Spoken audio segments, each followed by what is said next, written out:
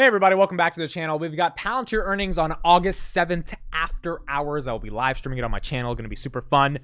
But before that, we've got shareholder questions. Now, Robinhood has this really unique feature that allows retail investors to ask questions. And every quarter I kind of go through these questions and it lets you know how uneducated the Palantir retail investor is. And that's not unique to Palantir. That's unique to every company that has retail investors. I mean, I think Palantir is one of the smartest retail investor communities, to be honest, but the smartest people tend to be more niche. The more average person who has shares of Palantir at any company, in my opinion, that is retail, really does not know much about the company, and that's just the nature of investing. So I want to go through some of these questions, some of the ones that got the most highest votes, and kind of talk about why they're probably not the best questions. And then I want to introduce my own 5 questions I would ask to Alice Karp and company that hopefully are a little bit more stronger in terms of depth of questioning, and that Palantir would actually be happy to answer. So let's go through them. Jason H. says, when do you plan to start offering a dividend to long-term shareholders? This is a bad question. The reason this is a bad question is because Palantir is a growth company. You do not want a growth company to offer a dividend. Why? Because that means they're not growing anymore. That's why Google, Apple, Amazon, if they offer a dividend, it's very little. And what they want to signal to the market is, hey, we've got long-term growth trajectories ahead of us. Netflix is really trying to prove this right now to the market. So we don't need to give you a dividend. The reason you give a dividend is so that investors have a reason to invest, because if the business is not growing, what's the reason to invest? The reason to invest is because you're getting a return on your capital. And if it's yielding 5, 6, 7%, you're like, all right, this is decent as long as the business is good. But if the business is growing, which if you want Palantir to become a $300 billion company, Oracle, Salesforce type market cap, they should not be wasting any capital on a dividend to shareholders. They should be reinvesting it to growth. So the fact that this got 656 votes just shows how some people don't really understand the concept of a dividend. And look, I was in this position a couple years ago. I wouldn't have known how to answer this question, but things change. You do some research, and so this is not a good question. Joshua says, what are the biggest challenges the company is facing and what are your plans to overcome them? The reason this is a bad question, and this shouldn't have gotten 371 upvotes, is because it's a very generic and bland question. If there's not that much time. You have 4 times a year where you get to ask a question, right? So if you have you have 30 minutes to really ask a couple questions. You don't want to ask, what are your challenges? The challenges are growth. The challenges are politics. The challenges are competition. The challenges are technical product adoption cycles. The challenges are trying to innovate new products. Like, there's a trillion challenges. So the idea, like if I looked at Alex Carper, like, what are your biggest challenges? He would look at me and be like, running a company that's a public enterprise? Like, everything is a challenge, right? So I think this question could have been better if they narrowed down the scope of the question to something that was actually more specific about what challenges they are asking about. Next one. A retail investor asks, Sunil P. How much you want to bet that's Sunil Patel? Okay, where will the company in a year be from now? What's driving Palantir? This is, again, it's not a good question because it's like, hopefully the company will be in a better place than it is from now. Like, what are you trying to get out of that question? We're talking about government, talking about commercial, you're talking about, average CAGR per, like, what are you trying to get? What is driving Palantir? If you don't know what's driving Palantir by now in terms of understanding their philosophical missions, Western values, etc., you probably haven't done too much research in the company. So again, asking that type of question, what's driving Palantir? It would be like, what's driving Tesla? Elon would be like, trying to save the world, trying to go to Mars, like trying to make sure everything turns into EV, right? Like, it's such a generic question about the mission. That's just not a good question. Joshua J says, what new clients has Palantir taken on in Q2 and what industries are they targeting for Q3, Q4? This is actually not the worst question.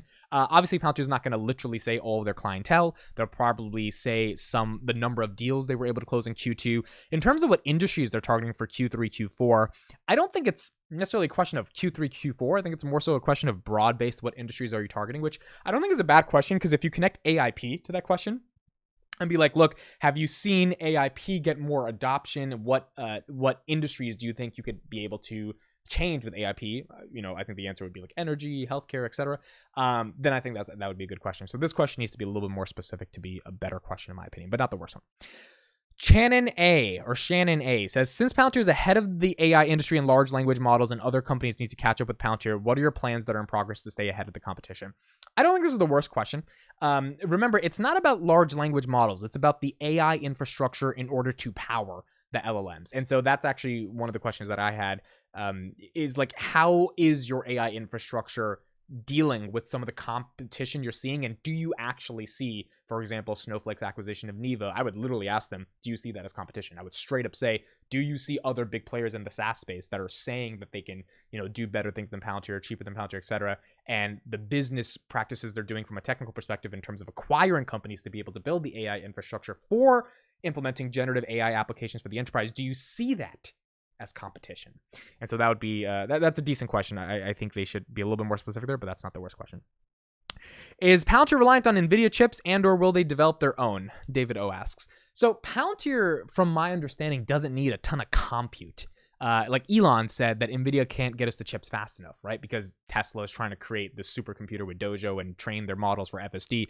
Palantir is not doing that. Palantir offers a product that goes into an organization, and that organization then takes the proprietary data within their proprietary platforms, Foundry, AIP, etc., and then spits out good results, insights, etc. It kind of creates a common foundation of truth for a business. It's not really reliant on compute. So I think the question kind of misunderstands how Palantir thinks of AI. They're not a pure play AI company where they're literally training models like a OpenAI or something like that. So it's a little bit different there. Finally, Herta says, what should investors expect in the next 6 months? What are your long-term plans, goals for investors? Again, this is just a very broad question. Obviously, investors in the next 6 months should expect growth, should expect more deals, should expect AIP adoption, right? If I was Carp, I would just be like you should expect us to keep doing well. That's what you should expect for us to do. So overall, not the best questions. And if you go through the rest of the questions, it's pretty much like that. Like one more question, I'll just show it real quick. Does Palantir have plans to eventually buy back shares? This is the reason why it's hard to go through all these questions, because it's like, no, they're not going to buy back. If they weren't buying back their shares at 6, why are they buying back their shares at 16? Also, as a shareholder, I don't want them to buy back shares at 16 because you have 2.9 billion in cash. Grow the business. Don't buy back the shares, even if I think you're undervalued, which at this moment, given the growth rate, I don't think Palantir is undervalued. Long term, yes, but in the short term, probably not. No, grow the business. If you were going to buy back shares, buy it at $6-7. It was there for like a year. You could have bought it back then. And if they had no plans to buy it back then, which honestly, I can't blame them because they were trying to grow the business. That is the goal. You buy back shares when you think the business has grown enough and now you want to do some financial engineering to grow the business. Palantir hasn't even reached the pinnacle of growth they could possibly achieve. And so I would, that question itself would just be like a silly question to ask. Okay, here are my questions that I would ask. And the questions that I think would be really important to be able to ask Palantir and company. So my first question would be, what does the adoption for AIP look like? And what is the trajectory for AIP becoming? And now I think this question is important because Karp himself said on a Bloomberg interview last quarter, we are getting 12 months of demand in 1 month, right? So a year's worth of demand in 1 month. So my question then becomes, is that adoption happening? Like, I want to know specifically all those hundreds of conversations you're saying you're having, are they resulting in deals, or are they even resulting in a contract to eventually lead to a deal? Now, I think the deck they put out for Investor Day or for the earnings will kind of answer that question, but I don't know if it's going to answer that question exactly to the point where I want to answer it, right? Because you could get a bunch of deals and these people could be Foundry clients or Gotham clients or Apollo clients. I want to know AIP. What's going on with AIP. Now, granted, they announced AIP Con 2, which is happening in September in Palo Alto. So if you're throwing an entire new conference, I would imagine adoption is going really well. The question is simply, can you be very specific on that question? And then trajectory for AIP, I just want to know, similar to that question we saw from the shareholder letter, the shareholder question on Robinhood, what industries are you planning to target with AIP? Like, do you see a lot of adoption in healthcare, and do you want to kind of hone in that? Do you see a lot of adoption in financial services? Do you see a lot of adoption in energy? What does the trajectory look like outside of just growing it? I would like to get a little bit more specific on how does that growth happen. Second question.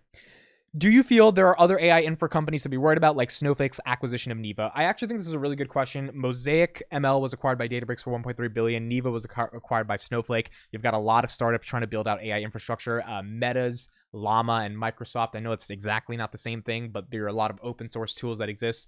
I would want to ask a question specifically about Snowflake and Neeva, even if it's not competition. Snowflake partnered with NVIDIA, and they're trying to make it seem like this is the way that generative AI applications for the enterprise should work. So I would straight up ask Karp in an interview in Stanford back in 2022, January, Kevin Warsh just straight up asked him about Snowflake. And, he dances around the question because he doesn't want to literally talk about the competitors, but I would put him on the spot. I'd be like, look, they acquired this company. I know you said that companies that acquire companies can't really grow innovative products. I want to hear you think about this acquisition. How do you feel about AIP that you guys developed in like 2 months, kind of, in terms of just getting it out there because you've been working on it for 20 years? versus a company that's trying to grow kind of more inorganically by acquiring. I would like to know exactly what Karp thinks about that. And even if he's going to give me the same answer of just like, innovative companies build, they don't need to acquire, I want to actually hear him address this specific concern, because one of the concerns for why Snowflake has a higher multiple is they have massive distribution and they can acquire these companies that they can build relatively the same thing Palantir is building, and then boom, it's like a Microsoft Teams versus Slack type of thing. If you got the distribution, you're able to win. So I would want to know from the horse's mouth himself, how does he feel about that acquisition? Okay, my third question. How is the progress on scaling Apollo? Apollo is one of those products that doesn't get talked about enough, but from all the due diligence I've done, it's probably one of the most strongest products in terms of what clients can really use on their backend infrastructure to do simultaneous deployments of software at scale. I don't even fully understand it. I'm trying to understand Apollo a little bit more, trying to understand how Apollo can be used in the government sector. So I'd really like to know, like, do you see Apollo as one of those things that can become a $20 billion product over the next decade? Like, I wouldn't ask it like that, but I would just say in general, do you see clients wanting to inquire more about Apollo, and how do you feel Apollo scaling relative to AIP and Foundry? I'm sure they'll say AIP and Foundry are scaling better than Apollo, but I would still like to get some words on like what's going on with Apollo, given Cisco presented using Apollo at AIPCon. So if Cisco is using it, Cisco is a $200 billion company. Seems like Apollo is useful for them. Why aren't there other companies talking about using Apollo, and what's holding back the progress on scaling Apollo? Okay, fourth question. What are your plans to increase your international CAGR across government and commercial? So this is something they talked about explicitly last quarter. Karp was just like, America is more adoptive of innovative technology, and as a result of that, it's hard for us to be able to scale internationally.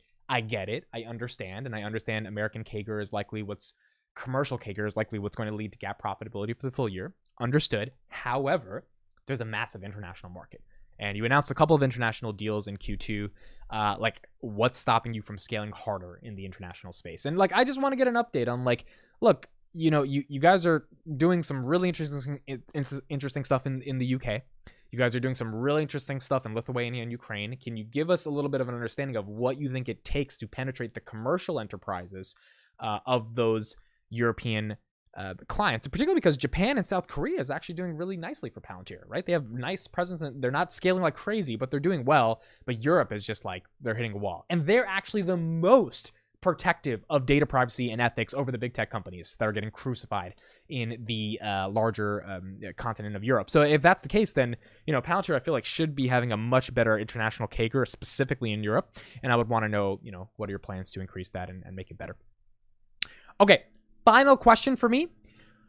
What does the Ukraine revenue look like, and what can we expect from Ukraine revenue? So I want to know specifically, you gave them your software for free. When do we see the byproduct of them actually paying for some of that free stuff they got, or for the implications of the free stuff they got? Obviously, there are going to be some deals that are licensed to them, and when do you get some revenue from that?